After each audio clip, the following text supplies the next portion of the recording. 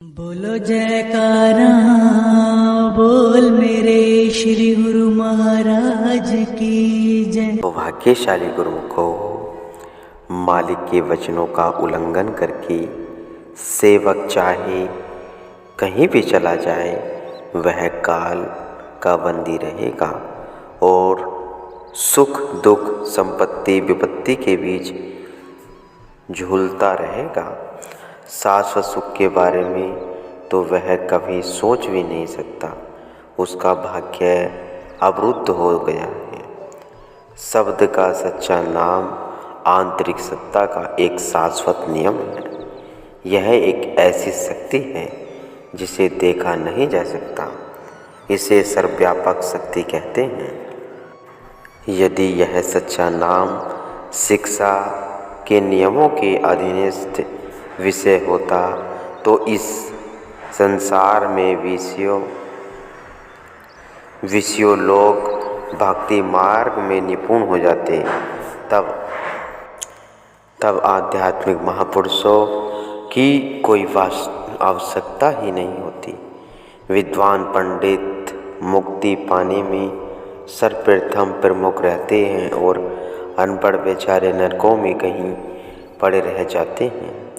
परंतु इतिहास साक्षी है कि संत कबीर, सदना, कषाय, गौरवा, कुम्हार, सुपंच ऋषि तथा नामदेव आदि कई संत हुए जो कभी स्कूल ही नहीं गए और वे मुक्त हो गए हैं तथा ईश्वर से एक रूप हो गए हैं।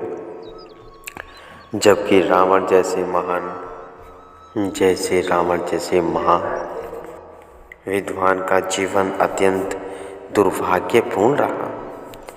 रामायण के प्रसिद्ध लेखक गोस्वामी तुलसीदास जी एक विद्वान व्यक्ति थे, परंतु उनकी जीवनी बताती है कि वह बहुत ही कामुक थे। इतने अधिक कि एक बार वह अपनी पत्नी से मिलने गए तो जो कि अपने माता पिता के घर गए हुए थे। मार्ग में नदी में बाढ़ आई हुई थी। वे नदी में बहते हुए मृतक शरीर को पकड़कर उसे पार कर गए।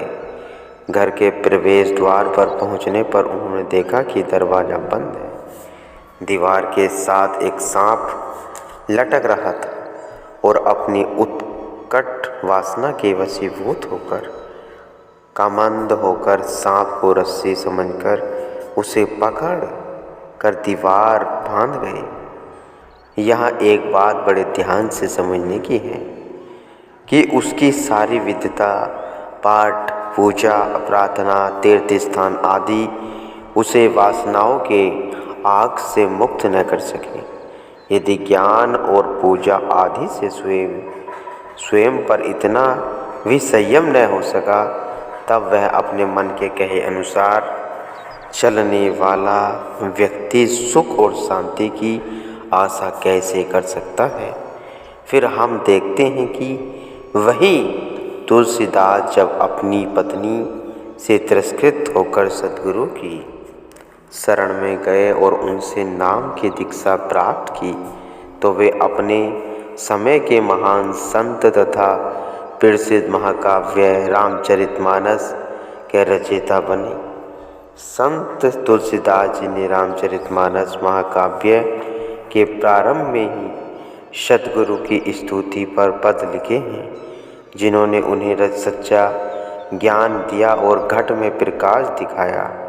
इसलिए संत महापुरुषों ने जोरदार शब्दों में कहा है कि सच्चा या वास्तविक नाम आंतरिक ज्ञान, जिससे मानसिक शांति मिलती है, किन्हीं पुस्तकों में नहीं। यह नाम सद्गुरु के पास है और केवल उन्हीं अधिकारी आत्माओं को यह ज्ञान देने का अधिकार है। विनु सतगुरु हरि नामु ने लभाई लख कोटि करम कमाओ। अर्थात जीव सतगुरु के बिना सच्चा नाम नहीं जान सकता, चाहे वह लाखों ही तप और धार्मिक कार्य आदि कर ले। सभी सदशास्त्र, पुराण और धर्म ग्रंथ मनुष्य द्वारा ही लिखे गए हैं और वे धार्मिक ग्रंथ अपने बारे में स्वयं कुछ नहीं कह पाते। वे मनुष्य के माध्यम से ही कहते हैं, परंतु जो मनुष्य को बोलने की शक्ति देता है वह क्या है? वह है सर्वव्यापक शक्ति का नाम। सभी धर्म ग्रंथ नाम की स्तुति गाते हैं, परंतु उसकी वास्तविकता को बताने में विफल रहते हैं। प्राय लोग किसी इष्ट देवता का पवित्र शब्द का नाम प्रतिदिन मुख से जप लेते हैं। वे यह समझते हैं कि मालिक को याद करने के लिए मुंह से कोई पवित्र नाम जपना और हाथों से माला फेरना जरूरी है। यदि जीवा और अंगुलियों के साथ साथ न चले तो वे सोचते हैं कि नाम जपा ही नहीं गया। लेकिन अंतिम समय जब सभी इंद्रियां शिथिल पड़ जाती हैं और कार्य करने में असमर्थ हो जाते हैं, उस समय मृत्युशैया पर पड़ा हुआ जीव मालिक का पवित्र नाम भी नहीं ले पाता। उसने सद्गुरु से नाम अभ्यास का सही तरीका नहीं सीखा, इसलिए वह अभिष्ट लक्ष्य को पाने में असफल रहता है। इसी बात को ध्यान में रखते हुए संत जनों ने सद्गुरु की शरण में आने पर बल दिया है, ताकि सद्गुरु की आज्ञा का पालन करके हम अपने इच्छित लक्ष्य को प्राप्त कर सके। संत कबीरदास जी ने कहा है, सतगुरु ऐसा कीजिए पड़े निशाने चोट, सुमरन ऐसा कीजिए जीवा हिले न हो। श्री कबीर साहिब जी कह रहे हैं, अर्थात ऐसे सद्गुरु की शरण में जाओ जो तुम्हारे इच्छित लक्ष्य मुक्ति की ओर ले जा सके। वे तुम्हें नाम अभ्यास का रहस्य बताएंगे, जिसमें न जीवा और न होठ हिलाने की ज़रूरत होती है।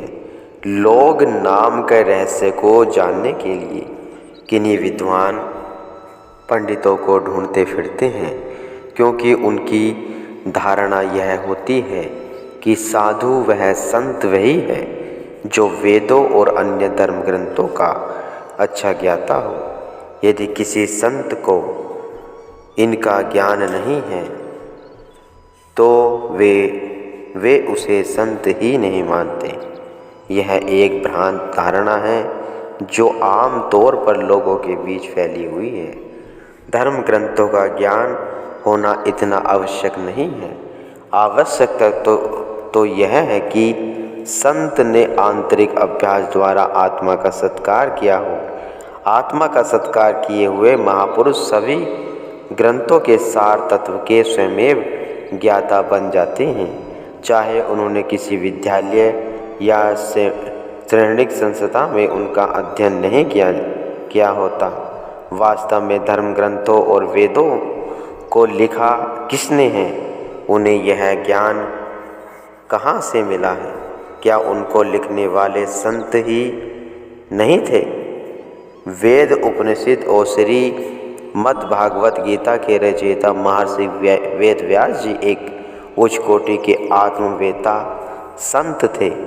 रामायण के लेखक वाल्मीकि ने भगवान राम के जन्म से सैकड़ों वर्ष पूर्व श्री भगवान राम के जीवन में घटने वाली घटनाओं का विस्तृत वर्णन कर दिया था। वे न तो कभी विद्यालय गए थे और न ही उन्हें धर्म ग्रंथों का ज्ञान था, तथापि उन्होंने भारतीय दर्शन के एक महत्वपूर्ण ग्रंथ की रचना कर डाली। इन संतों ने आत्मा का सत्कार किया और उन्हें अनुभव था जो उन्होंने सद्गुरु से लिए नाम के अभ्यास से प्राप्त किया था। जन्म साखी श्री गुरु नानक देव जी की जीवनी में यह कहा गया है कि जब श्री गुरु नानक देव जी को विद्यालय भेजा गया तो अध्यापक ने लकड़ी की स्लेट पर वर्णमाला के कुछ अक्षर लिखे और बालक को उन्हें याद करने के लिए कहा, परंतु बाबा नानक ने याद करने से इनकार कर दिया। अध्यापक ने उनसे बड़े प्रेम पूर्वक पूछा कि वह पाठ याद करना क्यों नहीं चाहता, जबकि दूसरे छात्र बड़े शौक से याद करते हैं और उसकी आज्ञा का पालन करते हैं। बाबा नानक ने उत्तर दिया, मैं इस झूठी विद्या को सीखने नहीं आया हूँ। बेचारा अध्यापक इस उत्तर से हैरान हो गया। उसने उनसे पूछा कि तुम कौन सी विद्या सीखने आए हो? उन्होंने कहा, सुनो, मैं तुम्हें वह सच्ची विद्या बताता हूँ। यदि तुम मुझे वह विद्या सिखा सको तो ठीक है, नहीं तो मुझे यह झूठी विद्या नहीं सीखनी है। 5 वर्ष की आयु में बाबा नानक देव ने निम्न पद कहा है, जाली मोहू घसी मशु करे मती कागदू करी सारू, बाहु कलम करे चितु लेख रे गुरु पूछे लिखो विचारी। अथार संसार तथा इसके विषयों के प्रति अपनी आसक्ति को जला दो और उसे स्याही के लिए पाउडर बना लो। बुद्धि को कागज का पन्ना बनाकर प्रेम रूपी कलम से मन उस कागज पर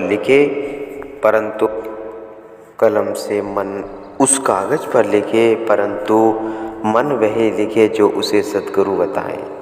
संक्षेप में श्री गुरु नानक देव जी जब केवल 5 वर्ष के थे तो उन्होंने अध्यापक के माध्यम से संसार को गुरु भक्ति और संत मत का उपदेश दिया।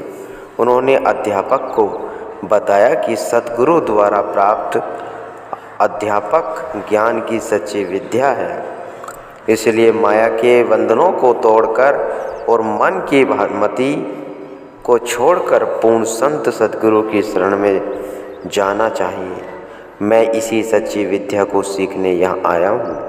इस विद्या से संसार से परे आत्मलोक के रहस्य खुलते हैं और अनंत मालिक से एक रूप होने की शक्ति प्राप्त होती है। संतों को शास्त्रों का ज्ञाता होना आवश्यक नहीं है। इसके स्पष्टीकरण के लिए क्या यह प्रमाण पर्याप्त नहीं है? बाबा नानक देव और उनकी समकालीन कई संत हुए हैं, जैसे श्री कबीर साहब, नानक नामदेव, संत तुकाराम और जाना वाही आदि। इन संतों ने न कभी विद्यालय में जाकर नियम पूर्वक शिक्षा प्राप्त की है और न ही धर्म ग्रंथों का अध्ययन ही किया है।